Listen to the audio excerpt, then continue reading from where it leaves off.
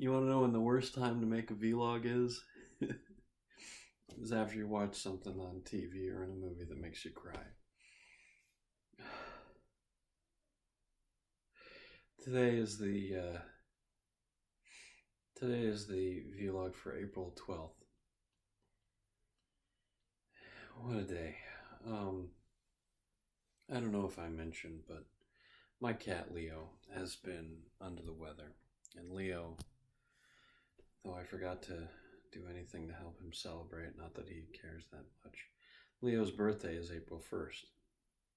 I forget that a lot. He doesn't say anything because he's a real good guy.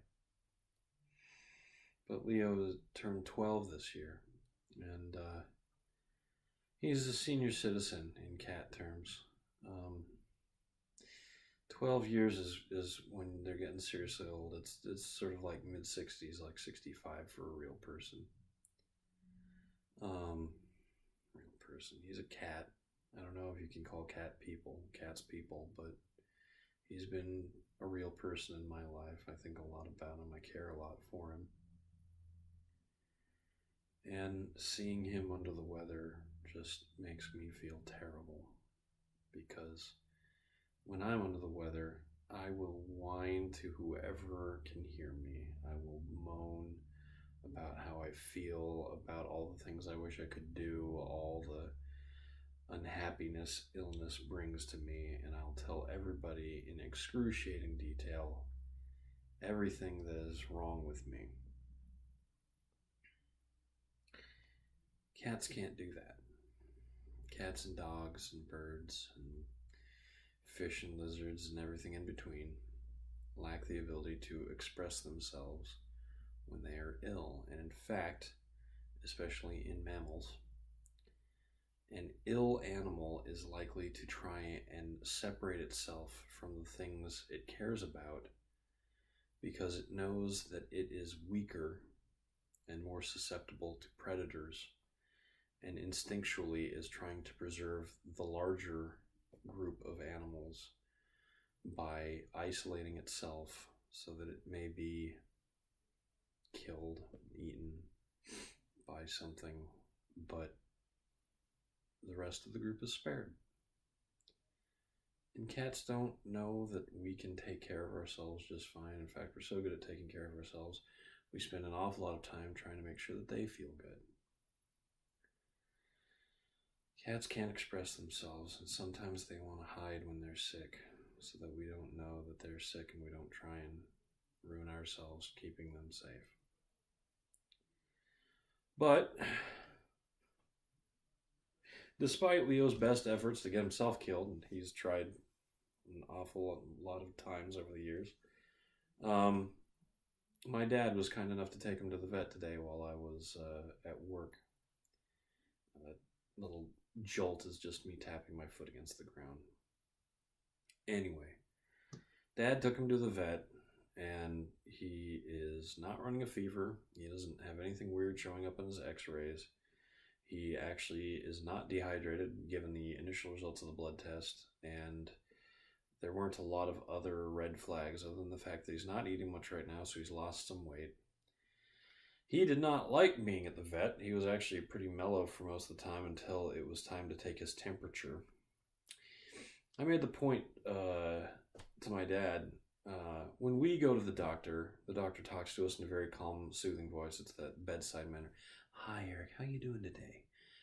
So what's wrong with you? Just describe it to me in whatever terms you can feel like gets the idea across. Okay, cool. I'm going to ask you a few questions. Cool, good. They'll ask a few questions and they'll say something like this. Okay, I need you to turn your head and cough, and I'm going to do a little right where the sun don't shine. See what happens. That's how they do it. They're building you up. They're building trust. They're talking in this voice.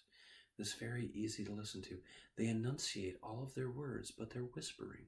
It's a very, very powerful skill that is cultivated in a lot of doctors.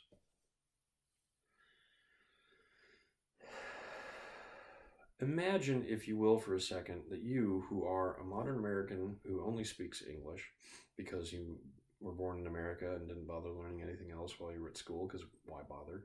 Had to go to the doctor, you were sick, and when you got there, the clerk behind the desk and all of the nurses and the doctor and the doctor's assistant and the guy sweeping the halls, imagine for a second that they all spoke Farsi. And then you go in, you go sit down, and go, and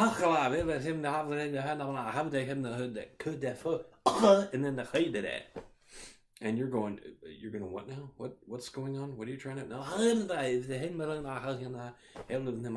I apologize to anybody that reads this or watches this and actually speaks Farsi. I'm probably confusing it with a different language or at least tone. Anyway, and you're just going, can I maybe not? What? And then you figure out, turn your head and cough, and then something very bad happens, and you want to go home. Well,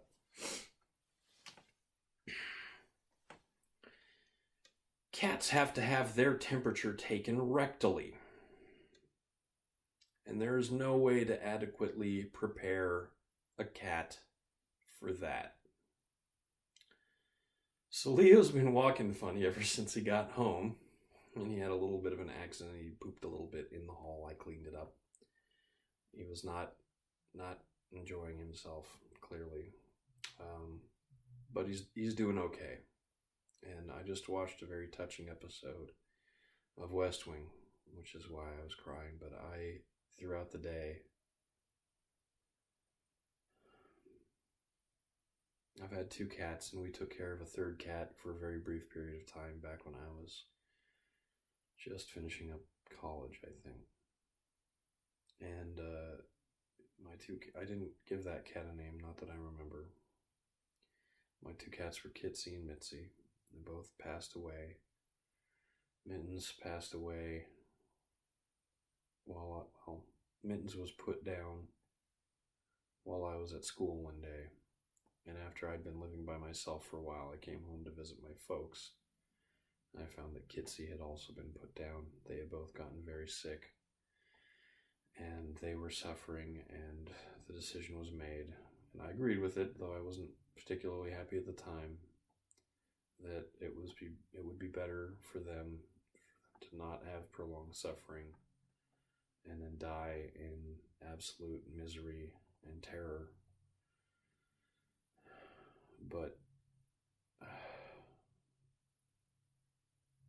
don't want to come home and find out Leo's gone. I don't ever want Leo to be gone. I think that's sort of a sentiment we all share for our beloved pets. So I'm just trying to see the humor in it all and give him as much love as I can, although he's probably not happy that I've closed the door to do my vlog for the night. So I'm going to go see if he wants to sit in my lap while I watch TV or something. Anyway, this has been Eric Spornitz, and tomorrow will be better.